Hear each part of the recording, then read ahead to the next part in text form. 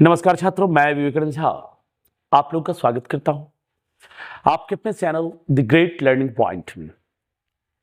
लगातार आपके साथ मुलाकात हो रही है और उम्मीद करता हूं कि जो हमारे इस वीडियोस को देख रहे हैं काफी हद तक आपको सहुलियत भी मिल रही होगी। अब मेरे ख्याल से हिंदी शिक्षण का इतना सीरीज मैंने दे दिया है कि सारे वीडियोस को प्लेलिस्ट से निकाल करके अगर आप लोग देख लेते हैं तो कम से कम हिंदी शिक्षण में तो प्रॉब्लम नहीं होगा। और भी एक फाइनल टच देना है, एक वीडियो मैराथन के तौर पर और आएगा आप लोगों के लिए जिसमें सभी सेक्शन से क्वेश्चंस होंगे जहां से पूछे जाते हैं और सभी बिंदुओं की जानकारी लगभग मैं दे दूंगा जहां से क्वेश्चन टच करता है। बस आपको इतना करना है कि समझ के साथ पढ़ना है क्वेश्चन को और उसका अर्थ निकालना है और तब हल करना है, थोड़ा चिंतन करके। अब आइए, जैसा कि मैं कह रहा हूं, हिंदी शिक्षण, भाषा विविधता वाले कक्षा की समस्याएं और भाषा कौशल, इन दो चैप्टरों से रिलेटेड क्वेश्चंस मैंने आज लिए हैं। कतिपय पूछे गए क्वेश्चंस हैं और कुछ क्वेश्चंस अपने तरफ से मैंने दिए हैं। सारे ही इंपॉर्टेंट क्वेश्चन है, सारे ही इंपॉर्टेंट क्वेश्चंस। चैप्टर वाइज देने की मैंने कोशिश की है, थ्योरी देने का तो टाइम नहीं रहा और फिर भी मैं कोशिश कर रहा हूं लगातार। तब तक अब सब अगले सब्जेक्ट को उठाऊंगा। संस्कृत के कुछ टिप्स देने के बाद ईवीएस की भी कुछ वीडियोस दे दिए, मैथ शिक्षण के भी दे चुके हैं और इसी तरह सीडीपी के भी कुछ वीडियोस हैं। सीडीपी के कुछ इंपॉर्टेंट चैप्टर की वीडियो भी मैं आपके लिए लेकर के आऊंगा। कुल 150 में 150 का टारगेट है मेरा और आपको भी लाना है, मेरे साथ जुड़े हुए हैं तो ये मेरा भरोसा है। एक बार पढ़ करके नेगेटिव पॉजिटिव वर्ड्स भी मैं लेकर के बहुत जल्दी आ रहा हूं आपके लिए। फिलहाल मौसम अपना रुख बदल रहा है, हम भी अपनी मेहनत को बढ़ाएं। दिन छोटा हो रहा है, रात बड़ी हो रही है, तो रात बड़ी हो रही है तो हमारे पास पढ़ने का समय भी अधिक मिल रहा है।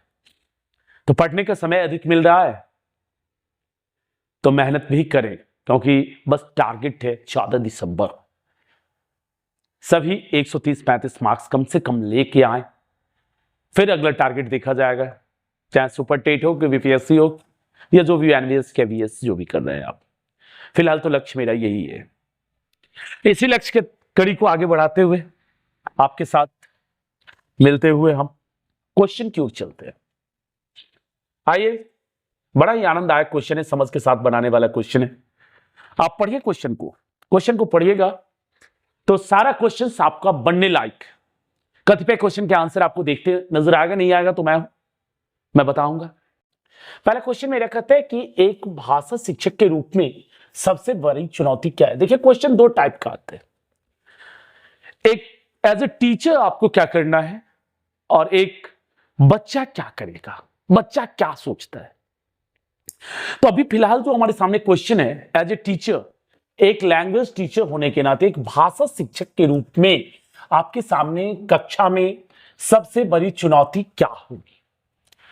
तो यहां पर चुनौती की बात है। अब ऑप्शन को मैं देखता हूं तो ऑप्शन को देखता हूं तो पहला ऑप्शन कहता है एक बहुभाषिक कक्षा की शिक्षण के लिए उचित रणनीतियां तय करना। चलो भाई ठीक है, जब तक हम रणनीति तय नहीं करेंगे, कक्षा से पहले सोचेंगे नहीं जाकर कैसे पढ़ाना है, क्या पढ़ाना है, किन बच्चों को कैसे ट्रीट करना है, किस ढंग से उनको देखकर किसकी क्या कमियां हैं, ये रणनीति अगर मेरे दिमाग में पहले से बनी नहीं होगी तो कक्षा में जाके सीधे हम खड़े हो जाएंगे, तो उससे हम बच्चों में उचित उपलब्धि नहीं दे पाएंगे, उचित उनका जो प्रोग्रेस है वो नहीं कर पाएंगे। तो ये पॉइंट काफी हद तक सही है। हम अगले पॉइंट को देखते हैं, बच्चों का भाषा सीखने के महत्व से परिचित कराना। चलो, ये कतई नहीं है। भाषा सीखने का महत्व सिर्फ एक उद्देश्य हुआ और हमको उनका सर्वांगीण विकास करना है, सभी कौशलों का विकास करना है। तो बच्चों की भाषा संचार साधनों के प्रभाव से मुक्त रखना, बिल्कुल निगेटिव आंसर। भाषा के संचार साधनों के प्रभाव से अगर आप उसको मुक्त रखिएगा तो सिखाइएगा क्या, खाक। भाषा संसाधनों का अभाव है, ये कोई बहाना नहीं है। तो कुल मिलाकर अगर 3 मेरे गलत हो गए, कुछ हद तक ये सही भी था, लेकिन इससे सबसे उपयुक्त आंसर हमको ढूंढना होता है। तो सबसे उपयुक्त आंसर ढूंढने की जब बात आती है तो हम चलेंगे 1 नंबर के साथ और इसका जवाब होगा, एक भाषा शिक्षक के रूप में सबसे बड़ी चुनौती है बहुभाषिक कक्षा के शिक्षण के लिए उचित रणनीतियां तय करना। 1 नंबर इसका सही जवाब है। अब अगले क्वेश्चन की ओर आप आइए।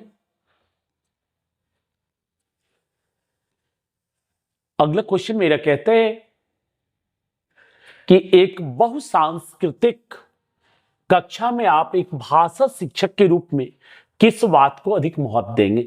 बहुसांस्कृतिक संस्कृति भी विभिन्न प्रकार की होती है, आप जानते हैं, ये सब बताना मैं उचित नहीं समझता। तो बहुसांस्कृतिक कक्षा में आप क्या करेंगे? बच्चों को भाषा प्रयोग के अधिक से अधिक अवसर देना। विभिन्न सांस्कृतिक क्षेत्र से बच्चे आएंगे तो उनके साथ भाषाई पूंजी भी विभिन्न प्रकार की होगी। ऐसा नहीं कि एक ही भाषी प्रदेश से आएंगे, संस्कृति बदली तो भाषा भी बदलेगी। तो पाठ्य पुस्तक के प्रत्येक पाठ को भली भांति समझाना ये कतई उद्देश्य नहीं हो सकता। सिर्फ आप पाठ्य पुस्तक केंद्रित पढ़ाई नहीं पढ़ा रहे हैं, आप बच्चों के सर्वांगीण विकास के लिए बात कर रहे हैं, जिसका एनसीएफ लगातार जिक्र किया है। बच्चों को व्याकरण सिखाना सिर्फ ये एक पक्ष हो गया, शुद्ध भाषा प्रयोग सिखाना ये भी एक पक्ष हो गया। तो कुल मिलाकर अगर 3 पॉइंट्स, इन तीनों को हम देखते हैं तो एक एक पक्ष को जागृत कर रहा है। लेकिन यहां पर अगर हम आते हैं बच्चों को भाषा प्रयोग के अधिक से अधिक अवसर देना, तो भाषा प्रयोग का अवसर देना और अवसर देना हमेशा याद रखें कि पॉजिटिव पॉइंट्स में आता है। जहां भी मिलता है थोड़ा अर्थ पढ़ करके देख लेना, ये नहीं कि इसको ही हम केवल फिक्स कर लें। तो थोड़ा सा ध्यान देंगे, ये इसका बिल्कुल सही आंसर है 1 नंबर, कि बच्चों को भाषा प्रयोग के अधिक से अधिक अवसर देना। अब अगले क्वेश्चन की ओर हम चलें। तो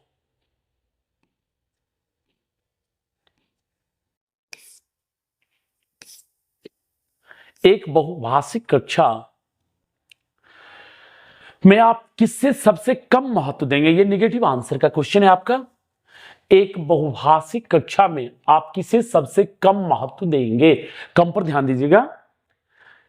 तो नेगेटिव आंसर ढूंढना है। ये सब पॉइंट्स आपको देखना होगा एग्जाम में। क्वेश्चन जब आते हैं तो नेगेटिव कहां जा रहा है, पॉजिटिव कहां जा रहा है। तो बच्चों को सिखाना कि 2 भाषाओं के मध्य विद्यमान समानता व अंतर का विश्लेषण कैसे किया जाता है। अब देखिए, कक्षा बहुभाषिक हो सकती है, बहुभाषिक होती ही, एक से अधिक भाषा क्षेत्र से बच्चे आते हैं, कक्षा में रहते हैं। अब दोनों भाषाओं के मध्य उनको अंतर का विश्लेषण करना अगर हम बता देंगे, दोनों की समानता को अगर समझा देंगे, तो एक दूसरे की भाषा का सम्मान करेंगे, नहीं तो सम्मान नहीं करेंगे। इसीलिए ये पॉइंट्स आपका बहुत पॉजिटिव जाता है। विभिन्न प्रकार का बाल साहित्य को यहां नहीं देंगे। कक्षा में विभिन्न प्रकार की सामग्री, समृद्ध वातावरण, ये भी उतना इंपॉर्टेंट नहीं है। कक्षा के बहुभाषिक और बहुसांस्कृतिक संदर्भों के प्रति संवेदनशीलता, इन सबसे इंपॉर्टेंट क्वेश्चन, मतलब यहां जो पॉइंट है इसमें मेरे ख्याल से आंसर क्या होना चाहिए कि बच्चों को सिखाना कि 2 भाषाओं के मध्य विद्यमान समानता व अंतर का विश्लेषण कैसे किया जाता है, जिससे कि उनका सम्मान बढ़ेगा एक दूसरे भाषा के प्रति, तो आपके लिए एक संसाधन के रूप में काम करेगा। इसलिए इसका 3 का 1 नंबर आंसर होगा। आप अपने दिमाग में एडजस्ट कर लें, नहीं याद रहे तो बार बार देख लें, इसको स्क्रीनशॉट लेके रख लें इस क्वेश्चन को। चलिए अगले क्वेश्चन की ओर हम चलें। बहुभाषिक एवं बहुसांस्कृतिक कक्षा में बच्चों की मातृभाषा को समुचित सम्मान स्थान देते हुए मानक भाषा से परिचय कराना चाहिए। बच्चों को केवल मानक भाषा का प्रयोग, अब यहां क्वेश्चन आप देख रहे होंगे, क्वेश्चन को देखिए, मैं इस तरफ आ जाता हूं कि बहुभाषिक एवं बहुसांस्कृतिक कक्षा में बच्चों की मातृभाषा को समुचित सम्मान स्थान देते हुए मानक भाषा से परिचय कराना, काफी इंपोर्टेंट लाइन है। और इसमें क्योंकि मातृभाषा को हम समुचित सम्मान देंगे तो बच्चे के आत्मसम्मान की रक्षा होगी, और बच्चे के आत्मसम्मान की रक्षा होगी तब उसे पढ़ने में नेचुरल परिवेश, नैसर्गिक परिवेश प्रतीत होगा, अन्यथा उसको ऑड फील होगा, एक दूसरे टाइप का लगेगा, जिससे पढ़ने में उसका पूरा मन नहीं लगेगा। तो ये पॉइंट काफी अच्छा है। अगला देखते हैं। बच्चों को केवल मानक भाषा, केवल नहीं होता है, और केवल मानक भाषा का प्रयोग सिखाएंगे, नेगेटिव आंसर हो गया। बच्चों की मातृभाषा ही सदैव प्रयोग किया जाना, ये इम्पॉसिबल है भाई। सदैव मातृभाषा प्रयोग करेंगे तो अन्य भाषा का विकास कैसे होगा? हमको सभी भाषाओं का विकास करना है। बच्चों की मातृभाषा का प्रयोग वर्जित हो जाना चाहिए। वर्जित मतलब होता है कभी नहीं, मनाही। वर्जित मतलब सीधा समझिए मनाही हो जाता है, मनाही। तो मनाही हम नहीं कर सकते हैं, वर्जित होना चाहिए। तो ये तीनों के तीनों नेगेटिव पॉइंट्स हैं। कुल मिलाकर के आपका आंसर 1 नंबर हो गया चौथा का, कि बच्चों की मातृभाषा को समुचित सम्मान स्थान देते हुए मानक भाषा से परिचय करवाना है। That's clear. मैं उम्मीद करता हूं कि आप लोग समझ रहे होंगे। काफी हिंदी की के क्लास हो चुके हैं, इसलिए मैं ज्यादा समय न देकर के क्वेश्चनों के साथ आपको लेकर के चलता हूं। जहां समझाने का वक्त आएगा, जैसे स्वनिम रूपिम ये सब जो भी है, भाषा परिवार, इस सब पर मैं लगातार आपके साथ जुड़ा रहा हूं और आपको समझाता गया हूं। जरूर सारे वीडियोस को देखिए, अच्छा लगे तो सब्सक्राइब जरूर करें, क्योंकि परिवार बढ़ेगा, हमें भी आनंद आएगा। लाइक शेयर सब्सक्राइब सब कुछ करें, मैं इससे ज्यादा क्या कहूंगा। और जहां तक वीडियो नहीं पहुंच रही है, पहुंचाने की जवाबदेही आपको है। मुझे लग रहा है कि बहुत कम लोगों तक वीडियो हमारी पहुंच रही है, यूट्यूब जो भी कर रहा हो। तो जैसे जैसे जिन लोगों तक पहुंचे वो एक दूसरे को शेयर करते जाएंगे। अच्छा लगे तो शेयर कीजिएगा ना अपने दोस्तों को, तो दोस्तों को शेयर कीजिएगा, तो वो भी देखेंगे, उन्हें अच्छा लगेगा, वो दूसरों को करेंगे, एक कड़ी में बढ़ता चला जाएगा ये। चलिए ठीक है। घर की भाषा और विद्यालय में पढ़ाई जाने वाली भाषा सदैव टकराहट से गुजरती है, सदैव समान होती है, समान हो सकती है, सदैव अलग होती है। तो अलग कभी नहीं, हमेशा। सदैव का अर्थ क्या हो गया? सदा जोड़ एव, सदा जोड़ एव, वृद्धि स्वर संधि है ये, वृद्धि स्वर संधि। संधि का एक वीडियो है मेरा, जिनको दिक्कत हो देख लीजिएगा। अकार बीच में आ जाता है तो वृद्धि हो जाता है, हम समझाए हुए ट्रिक दिए हुए हैं। तो सदा मतलब क्या होता है? हमेशा, और ये मतलब होता है ही, हमेशा ही अलग होती है, ऐसा नहीं हो सकता है। सदैव समान होती है, ऐसा भी नहीं हो सकता है। सदैव टकराहट से गुजरती है, ऐसा भी नहीं हो सकता है। तो कुल मिलाकर बचता क्या है आपके पास? तो घर की भाषा और विद्यालय में पढ़ाई जाने वाली भाषा समान हो सकती है, इसकी संभावना है। ना हमेशा अलग हो सकती है, ना हमेशा समान हो सकती है, लेकिन समान हो सकती है। मान लीजिए कोई हिंदी भाषी प्रदेश का बच्चा है और कक्षा में हिंदी माध्यम स्कूल में पढ़ने जाता है, तो घर की भी भाषा हिंदी मिलेगी और विद्यालय की भी भाषा हिंदी होगी, तो समान तो हो गई ना। ऐसे ही अंग्रेजी के साथ भी लागू होता है। तो ये चीज है, समान होने की संभावना है, तो समान हो सकती है। अगले क्वेश्चन की ओर हम चलेंगे। क्वेश्चन को देखिएगा। हमारी कक्षाओं में बच्चे भिन्न भिन्न भाषिक पृष्ठभूमि से आते हैं। जाहिर सी बात है, शहरी पृष्ठभूमि में विभिन्न क्षेत्रों के लोग आते हैं। हमारे देश की राजधानी दिल्ली के स्कूलों में अगर बच्चे पढ़ते हैं तो पूरे भारत के बच्चे आते हैं, पूरे भारत के। क्यों? जिनके पेरेंट्स किसी न किसी नौकरी में हैं या किसी उद्देश्य से वहां रह रहे हैं, बिजनेस कर रहे हैं, तो उनके विभिन्न पृष्ठभूमि से आए हुए बच्चे एक स्कूल में, एक कक्षा में पढ़ेंगे। तो पढ़ेंगे तो उनकी भाषाओं को कक्षा में सम्मान देना अनिवार्य है। चलो भाई, ये बात बहुत अच्छी है। उनकी भाषाओं को सीखना सभी शिक्षार्थियों के लिए अनिवार्य है। नहीं, ये कोई जरूरी नहीं है। भाषा की पाठ्यपुस्तक में उनकी सभी भाषाओं के शब्द वाक्य होना अनिवार्य है, ये भी जरूरी नहीं है। उनकी सभी भाषाओं की जानकारी शिक्षक के लिए अनिवार्य है, ये भी जरूरी नहीं है। टीचर सभी भाषाओं के जानकार नहीं हो सकते हैं। 1 2 3 4 भाषा काफी हो गया टीचर के लिए। भाषा की पाठ्यपुस्तक में उनकी सभी भाषाओं के शब्द वाक्य कहां से देंगे? क्योंकि पाठ्यपुस्तक एक पर्टिकुलर भाषा में लिखी जाती है। कुछ शब्द उनमें आ सकते हैं, देशज के तौर पर, विदेशज के तौर पर आ सकते हैं, लेकिन सभी भाषाओं के शब्द होंगे ये जरूरी नहीं। तो उनकी भाषाओं को सीखना सभी विद्यार्थियों के लिए अनिवार्य नहीं है, ये तो गलत बात है भाई। सभी विद्यार्थी क्यों सीखेगा? रुचि के अनुसार से। अगर हम अपने स्कूल में, हमारे स्कूल में फ्रेंच चलता है और हमको सीखने की इच्छा नहीं है, जबरदस्ती थोड़ी सीखेंगे। हम हिंदी माध्यम के छात्र हैं, त्रिभाषा सूत्र है, 3 भाषा मुझे पढ़ना है। अन्य भाषाओं को सीखना उतना कंपल्सरी तो है नहीं, रुचि के आधार पर निर्भर करता है। तो इसलिए कुल मिला के 1 नंबर इनका आंसर जो है, उनकी भाषाओं को भी कक्षा में सम्मान देना अनिवार्य है, ये बिल्कुल सही है। क्या दिक्कत हो रही होगी तो कमेंट कीजिएगा। क्वेश्चन जाना पहचाना सा है, मुझे तो आसान लग रहा है, आप लोगों को पता नहीं क्या लग रहा होगा, लेकिन मैंने तैयार किया है क्योंकि पूछे गए क्वेश्चन हैं और इसी टाइप के क्वेश्चन हिंदी शिक्षण में आते हैं। तो हिंदी शिक्षण में जो क्वेश्चन आता है उसी क्वेश्चन को लेके मैं चलूंगा। क्वेश्चन का लेवल बहुत बढ़ा दूं और वैसा पूछे ही ना, क्या फायदा मुझे पढ़ा करके।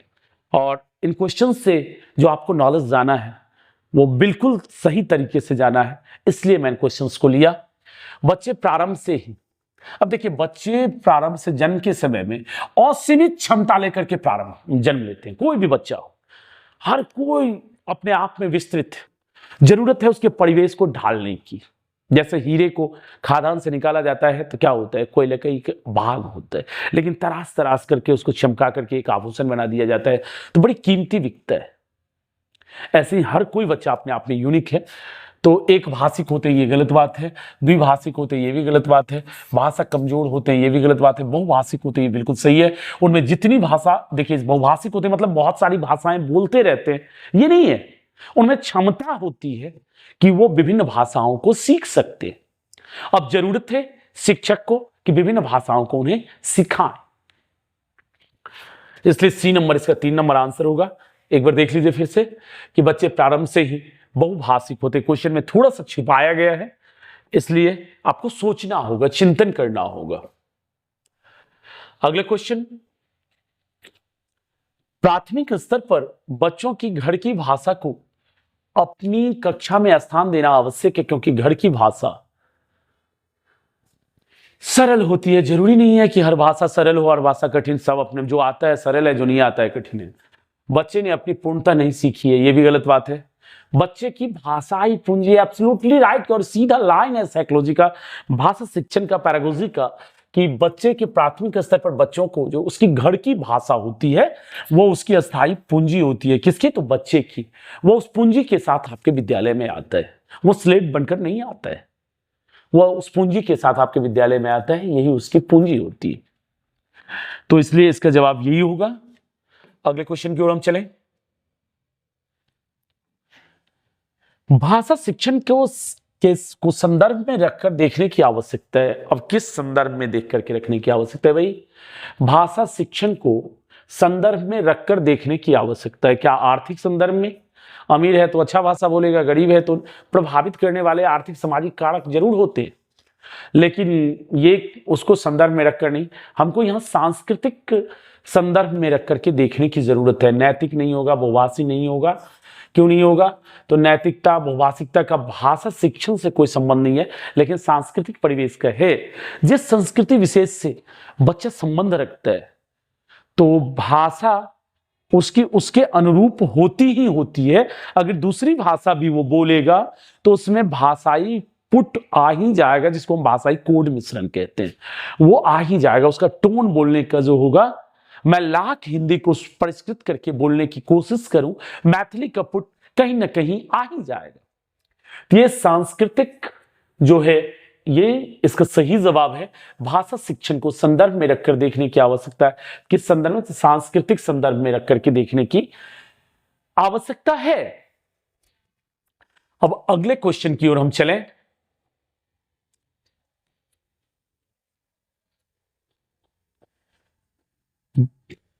गौर से क्वेश्चन को देखिएगा। दूसरी कक्षा में पढ़ने वाला रोहित हिंदी की कक्षा में अपनी मातृभाषा में बात करता है, आप क्या करेंगे? एज ए टीचर, मैंने पहले कहा क्वेश्चन 2 टाइप से होगा। एक, टीचर के हिसाब से आप क्या कीजिएगा। दूसरा, बच्चे के दृष्टिकोण से सोचना होगा कि बच्चे को किस में सहूलियत होगी। तो क्वेश्चन को पढ़ने के बाद हमको यह लेना है कि क्वेश्चन किससे संदर्भित है, बच्चा से संदर्भित है कि टीचर से संदर्भित है। तो यहां क्वेश्चन आपका टीचर से संदर्भित है। तो दूसरी कक्षा में पढ़ने वाला रोहित हिंदी की कक्षा में अपनी मातृभाषा में बात करता है, आप क्या करेंगे? उसकी भाषा को समझने की कोशिश करेंगे, सही बात। बाकी बच्चों से उसकी भाषा सीखने के लिए कहेंगे, ये जरूरी नहीं है। उसे डांटेंगे कभी नहीं, यहीं पढ़ करके छोड़ो। उसे बिल्कुल अनदेखा करके कभी अनदेखा नहीं करना। ये दोनों तो जय श्री राम हो गए मेरे भाई, लग रहा है कि नहीं? देखते लगता है कि ये आंसर नहीं होगा। अब लेना है हमको इन दोनों में से। तो बाकी बच्चों से उसको भाषा सीखने के लिए कहेंगे, ये तो जरूरी नहीं है। पहले तो उसकी भाषा को आप सम्मान देना शुरू करेंगे, उसकी भाषा को समझने की कोशिश करेंगे, क्योंकि एज ए टीचर, एक फ्रेंड में के रूप में आपको उसको ट्रीट करना, उसका हेजिटेशन दूर करना। उसको कभी नहीं ये लगे कि मैं अपनी मातृभाषा में बात करता हूं तो टीचर इसको इग्नोर करते हैं, तो उसको क्या होगा, मतलब बैड फीलिंग्स होगा, वो हेजिटेशन आएगा, आपसे बात करने से कतराएगा। तो इसीलिए आप उसकी भाषा को समझने की कोशिश करेंगे। That's clear.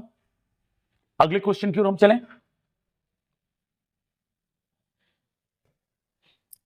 अब अगले क्वेश्चन गौर से देख रहे होंगे आप लोग। कहते हैं कि विद्यालय कक्षा में समृद्ध भाषाई परिवेश से तात्पर्य है। तो विद्यालय या कक्षा दोनों एक ही शब्द है, में समृद्ध भाषाई परिवेश, भाषा से समृद्ध परिवेश क्या होता है? परिवेश का अर्थ तो समझते ही, अब इतना तो नहीं समझाना पड़ेगा कि वातावरण होता है, हमारे चारों ओर का माहौल जो होता है, और भाषा के दृष्टिकोण से समृद्ध है। इस पर में क्या है, तो मुख्य धारा की भाषा सुनने से अधिक अवसर, बोलने सुनने पढ़ने लिखने के अधिक से अधिक अवसर, एक से अधिक भाषाओं के शब्दकोश की उपलब्धता, ये गलत है भाई। अध्यापक को एक से अधिक भाषाओं की जानकारी, ये भी गलत है। अब यहाँ 2 पॉइंट में आप डिसाइड लीजिए क्यों ये गलत है। तो शब्दकोश से भाषा नहीं सीखी जा सकती जब तक प्रयोग नहीं करेगा, रटेगा भूलेगा, रटेगा भूलेगा। और अध्यापक को एक से अधिक भाषा की जानकारी होने से क्या होगा, वो तो नेचुरली होता ही होता है। यदि एक तो क्षेत्रीय लैंग्वेज और एक अपना लैंग्वेज दो, तो कम से कम सब टीचर जानते हैं। तो ये दो, मतलब अध्यापक को इससे कोई फर्क बच्चों में नहीं पड़ने वाला है, हमें सिखाना बच्चों को। अब यहां देखिए, मुख्य धारा की भाषा सुनने के अधिक से अधिक अवसर, सिर्फ सुनना होगा। समृद्ध परिवेश में सिर्फ सुनने का अवसर मिलेगा, ये नहीं हो सकता है। भाषा के चारों कौशल का आपको विकास करना है। तो बोलना सुनना पढ़ना लिखना के अधिक से अधिक अवसर, आंसर अपने आप चिल्ला दिया। इसमें चारों कौशल का अवसर उसको प्राप्त हो रहा है। तो कुल मिलाकर इसका आंसर हो गया 2 नंबर। आप देख रहे हैं क्वेश्चन, आंसर अपने आप क्लियर मिल रहा है। क्वेश्चन पूछे गए हैं और पूछने की संभावना प्रबल है, इसलिए मैं आपको समक्ष लेकर आया हूं। गौर से देखिएगा, स्किप मत कीजिएगा, वीडियो को पूरा देखिएगा। कितना मैं तो तेजी में बनाता हूं, 35 मिनट 40 मिनट में वीडियो खत्म हो जाता है। तो अगला क्वेश्चन,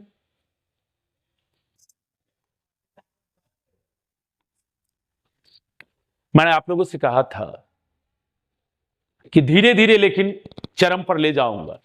मैं भरोसा करता हूं कि धीरे धीरे ही लेकिन हिंदी शिक्षण आपका ठीक हो गया होगा। संस्कृत में काफी हद तक मैंने आपकी मदद कर दी है, क्योंकि हिंदी का ही ट्रांसलेट होता है संस्कृत। आप देखिएगा कई साल ऐसा मिला है हमें, तो वो भी ठीक हो जाएगा अगर ध्यान से सोचते होंगे। अब इधर सीडीपी मैथ शिक्षण वगैरह रहा, उसका भी कुछ वीडियो मैंने दिया है, बाकी भी दे रहा हूं। अब देखिए, प्राथमिक स्तर पर की कक्षा में भिन्न भिन्न प्रांतों के अलग अलग भाषा बोलने वाले बच्चों का नामांकन हुआ है। हो सकता है भिन्न भिन्न प्रांत यानी राज्यों से बच्चे आएंगे और उनका नामांकन होगा। ऐसी स्थिति में भाषा की कक्षा में बच्चों के भाषाई विकास के संदर्भ में आप क्या करेंगे, जटिल चुनौती के रूप में सामने आती है, अवरोध प्रस्तुत करती है। कभी रुकावट नहीं होगी। बहुभाषिकता एक संसाधन है, आप जानते हैं, बहुत बड़ी समस्या बन जाती है, बिल्कुल नहीं बनती है, अनमोल संसाधन के रूप में कार्य करती है। जी, मिल गया आंसर। आप क्या जानते हैं कि बहुभाषिकता क्या है, एक संसाधन है, तो वो अनमोल संसाधन के रूप में कार्य करती है। आप जितना शब्द बोलिएगा वो आपसी बातचीत में उतना सब सीख जाएगा। इसलिए 4 नंबर इसका आंसर क्लियर। कौन सा आंसर, 4 नंबर। अगले क्वेश्चन की ओर हम चलते हैं। वही हमें तो हटाएगा इस क्वेश्चन को, इधर करेगा तब आप क्वेश्चन देखिएगा। बच्चे बोलचाल की भाषा का अनुभव लेकर विद्यालय आते हैं, इनका निहितार्थ है। यानी कि बच्चे बोलचाल की अपनी जो क्षेत्रीय भाषा उसमें बोलना सीख जाते हैं, तब आपके विद्यालय में आते हैं। इसका अर्थ क्या है, इसका निहित अर्थ क्या है कि बच्चों के भाषाई अनुभवों को कक्षा से बाहर रखा जाए? बिल्कुल नहीं रखा जाए भाई, आपको तो उसको प्रयोग में लाना है संसाधन के रूप में, तब और बच्चों में डेवलपमेंट होगा। बच्चों को बोलचाल की भाषा सिखाई जाए? जी नहीं। बच्चों की बोलचाल की भाषा को सुधारा जाए? जी नहीं। बच्चों के भाषाई अनुभवों का उचित प्रयोग किया जाए? तो अगर ये 3 को मैंने नहीं कह दिया तो चौथा तो एब्सोल्युटली अपने आप हो जाएगा। अगर बच्चे बोलचाल की भाषा का अनुभव लेकर आपके विद्यालय आते हैं तो इसका निहितार्थ क्या हो गया कि बच्चों के भाषाई अनुभवों का उचित प्रयोग किया जाए। तो कुल मिलाकर इस क्वेश्चन का आंसर हो गया 4 नंबर। बहुभाषिकता हमारी पहचान भी है और हमारी देश और देश का अभिन्न अंग भी। तो हमारी सभ्यता और संस्कृति, स्पष्ट आंसर है कि बहुभाषिकता हमारी पहचान है और हमारी सभ्यता और संस्कृति का अभिन्न अंग भी है। सभ्यता और साहित्य नहीं होगा, संस्कृति और साहित्य नहीं होगा, संस्कृति और चुनौतियां तो हो ही नहीं सकता है। तो 1 नंबर इसका क्लियर आंसर है। क्वेश्चन मिलेगा, कंफ्यूज मत होइएगा, बनाइएगा, मेरा आशीर्वाद लेके जाइए। अभी और भी वीडियोस आने हैं बहुत सारे, देखिएगा जरूर।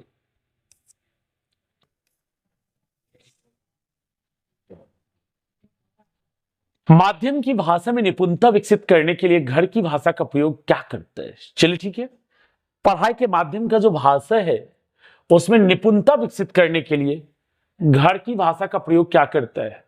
लक्ष्य भाषा को सीखने में बाधक सिद्ध होता है? कभी नहीं, बाधक नहीं होता है, मदद करता है, संसाधन का काम करता है।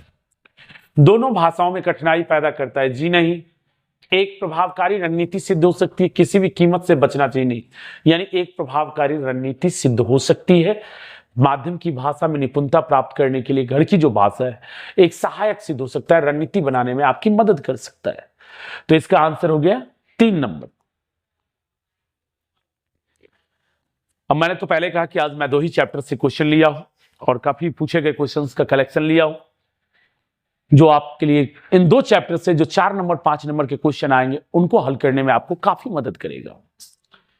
भाषा के अभिव्यक्तात्मक कौशल हैं। अभिव्यक्तात्मक कौशल बच्चों की कल्पना शक्ति व चिंतन शक्ति का विकास करता है। बिल्कुल सही। बोलने से पहले बच्चे सोचते हैं, लिखने से पहले सोचते हैं। अभिव्यक्तात्मक कौशल में क्या क्या आ गया? बोलना और लिखना।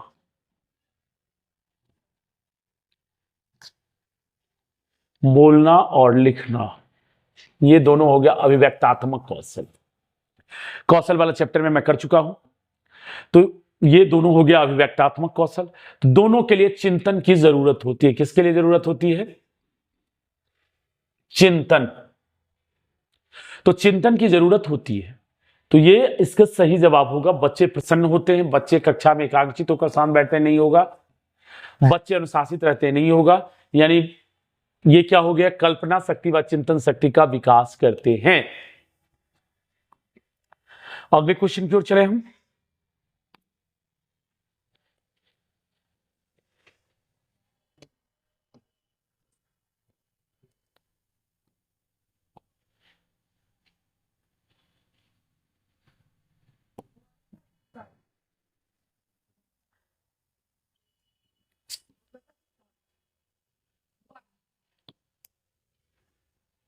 सॉरी, थोड़ा सा डिस्टर्ब हो रहे थे, कोई नहीं, ब्रेक भी मिल गया आप लोगों को। अब आगे आइए, अगला क्वेश्चन देखते हैं हम लोग। बच्चों की मौखिक अभिव्यक्ति का विकास करने के लिए सबसे कम प्रभावी तरीका कौन सा है? मौखिक अभिव्यक्ति यानी बोलने का अवसर जो है उसको हम जो देते हैं, सबसे कम प्रभावी कौन सा होगा? अब आप देखिए, संवाद अदायगी, संवाद अदायगी, व्याकरण आधारित संरचना अभ्यास, अपने अनुभवों का वर्णन, बातचीत करना। तो बातचीत करने में मौखिक व्यक्ति का विकास होगा ही होगा, अपने अनुभवों का वर्णन करने में भी बोलेगा तो बातचीत का अवसर मिलेगा, तो उसको मौखिक व्यक्ति का विकास होगा। संवाद किसी से अदा करेगा, किसी से बातचीत करिए, ये भी दोनों लगभग सेम चीज है। संवाद अदायगी हो या बातचीत करना हो, एक ही बात हुआ। तो ये 3 तो आपका पॉजिटिव चला जाता है। व्याकरण आधारित संरचना अभ्यास ये मौखिक अभिव्यक्ति में मददगार साबित नहीं होता है। सबसे कम प्रभावी तरीका कौन सा होगा? व्याकरण आधारित संरचना अभ्यास, यानी 2 नंबर इस क्वेश्चन का आपका सही जवाब हुआ। अगले क्वेश्चन की ओर हम चलते हैं। पढ़ने का प्रारंभ किससे होना चाहिए भाई? आप बताइए, मैं क्यों बताऊं? तो पढ़ने का आरंभ वर्णमाला से होना चाहिए। जब तक वर्ण का ज्ञान नहीं होगा तब तक पढ़ेगा क्या? खाक। इसमें मैं क्या पढ़ूं, बाकी को कुछ नहीं पढ़ना है। वर्णमाला नहीं आएगा तो कहानी नहीं है, कविता नहीं, अर्थपूर्ण सामग्री नहीं, कुछ नहीं।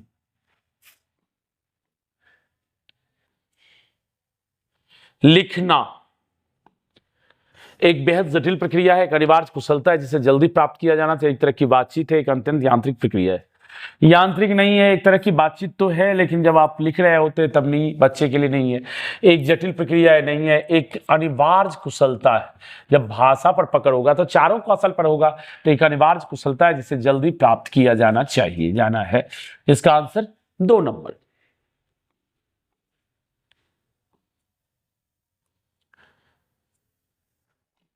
पढ़ना सीखने की प्रक्रिया में किसकी भूमिका सर्वाधिक महत्वपूर्ण है? तो पढ़ना सीखने में भाषा प्रयोगशाला की नहीं होगी, पाठ्य पुस्तक की नहीं होगी, भाषा परीक्षाओं की नहीं होगी, बाल साहित्य का सार्थक, क्योंकि उसमें कहानी और कविताएं होती है जो बच्चों को प्रिय लगती है। पशु पक्षी से संबंधित बातों को दिया जाता है जो बच्चों के लिए रुचिकर होता है, और रुचिकर होता है तो बच्चे बड़े चाव के साथ उसको पढ़ते हैं। तो पढ़ना सीखने की प्रतिक्रिया में किसकी भूमिका सर्वाधिक है? तो बाल साहित्य की भूमिका सार्थक होती है। अगले क्वेश्चन की ओर आप चलें। भाषा शिक्षण में बालक में मौखिक कौशल के विकास के लिए महत्वपूर्ण है, सबसे कम। यहां आकर के आपको निगेटिव बना दिया इस क्वेश्चन को। कौशल के विकास के लिए महत्वपूर्ण है लेकिन सबसे कम महत्वपूर्ण है। किसी विषय पर चर्चा करना, बच्चों की बात को धैर्य से सुनना, प्रश्नों के उत्तर पूछना, अपनी बात कहने का पूरा अवसर देना। तो विषय पर चर्चा कर रहा है फिर भी बच्चा बोल रहा है, बच्चों की बात को हम धैर्य से सुन रहे हैं तो बच्चा बोल रहा है तभी धैर्य से सुन रहे हैं। अपनी बात कहने का पूरा अवसर, इसमें भी बच्चा बोल रहा है। केवल प्रश्नों का उत्तर जब हम पूछ रहे हैं तो टू द पॉइंट बात हो रही है। जो क्वेश्चन पूछेंगे गांधी जी का जन्म कब हुआ था तो बोलेगा 2 अक्टूबर को, तो 2 अक्टूबर बोलेगा तो टू द पॉइंट जवाब देगा, तो सबसे कम विकास तो यहां हो रहा है भाई। इसका जवाब 3 नंबर हो गया क्योंकि निगेटिव था, सबसे कम पूछ रहा था हमको। अब क्वेश्चन को देखिए आप और थिंकिंग कीजिए। बिल्कुल सही जवाब है आपका 3 नंबर। अगले क्वेश्चन की ओर आते हैं हम।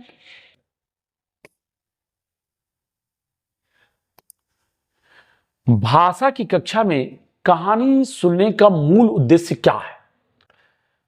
अब बच्चों की कल्पना शक्ति का विकास, बिल्कुल कहानी को सुनकर के वो सोचता है, सारे बच्चे सोचते हैं। बच्चों में सुनकर दोहराने की आदत का विकास, ये नहीं है, ये निगेटिव है। बच्चों को अनुशासन में रखना कभी हो ही नहीं सकता, बच्चों का मनोरंजन करना हो ही नहीं सकता, क्योंकि हर मनोरंजन के पीछे मुझे उसका विकास दिखना है, विकास दिखता है। तो बच्चों की कल्पना शक्ति का विकास 1 नंबर बिल्कुल सही जवाब हो गया इसका। अगले क्वेश्चन की ओर हम आते हैं। पढ़ना सीखने के लिए कौन सा उपकौशल अनिवार्य नहीं है? अब पढ़ना सीखने के लिए कौन सा उपकौशल अनिवार्य नहीं है, देखिए यहां पर हम देखते हैं भावनात्मक संबंध, वर्णमाला याद करने का कौशल। वर्णमाला तो याद होना चाहिए भाई, याद करना निगेटिव आता है लेकिन वर्णमाला जोड़ दिया इसलिए वर्णमाला तो याद होना चाहिए, इसको सही रखिए। अनुमान लगाने का कौशल बिल्कुल होना चाहिए, क्योंकि अनुमान नहीं लगाएगा तो भाषा में बहुत सारी चीजें अनुमान पर आधारित है। भाषिक संरचना की समझ ये भी होना चाहिए। तो कुल मिला के भावनात्मक संबंध आपका निगेटिव हो गया। उपकौशल अनिवार्य नहीं है तो भावनात्मक संबंध अनिवार्य नहीं है। ये आपका 30 नंबर क्वेश्चन का जवाब हो गया। अगला क्वेश्चन, सार्थक पढ़ते समय कभी कभी वाक्यों और शब्दों की पुनरावृत्ति करता है या भाषाई व्यवहार दर्शाता है कि उसे लंबे शब्दों को पढ़ने में कठिनाई होती है? बिल्कुल नहीं, वो रुकता है, दोहराता है, पुनरावृत्ति करता है, मतलब समझ के साथ पढ़ता है। वह पढ़ने में अधिक समय लेता है? नहीं। वह अटक अटक कर पढ़ सकता है? नहीं। वह समझ के साथ पढ़ने की कोशिश करता है। आपका ये 4 नंबर जो जवाब है 24 का बिल्कुल सही है। घबराइए नहीं, ज्यादा टाइम नहीं ले रहे हैं, एक ही क्वेश्चन अब आपका बचा है। मैं डिस्कस करके इस वीडियो को यही रोकूंगा, इसलिए स्किप मत कीजिए, देखिए एक बार समझ के साथ देखिए। आपके विचार से प्राथमिक स्तर पर उत्कृष्ट लेखन कार्य का उदाहरण है किसी आंखों देखी घटना का लिखित वर्णन करना, छुट्टियां कैसी मनाई जाए इस विषय पर अनुच्छेद लिखना, मेरे सपनों का भारत विषय पर अनुच्छेद लिखना, पाठ्य पुस्तक से इतर कठिन शब्दों। अब देखिए आप लोग सोचिए इसका जवाब। अगर मैं इसमें कुछ नहीं समझाने वाला हूं, अगर मुझसे पूछा जाए तो मैं सबसे बेस्ट जवाब इसको दूंगा। अगर इतर है तो आप कमेंट करके बताइएगा। निश्चित तौर पर यह क्वेश्चन मैं आपके लिए छोड़े जा रहा हूं। तब तक के लिए धन्यवाद आज के लिए। फिर मिलते हैं अगले वीडियो में। जय हिंद, जय भारत। मैं आशा करता हूं कि निश्चित तौर पर वीडियो देखकर आप लोग लाभान्वित होते होंगे। तो कमेंट, लाइक, शेयर जरूर कीजिएगा।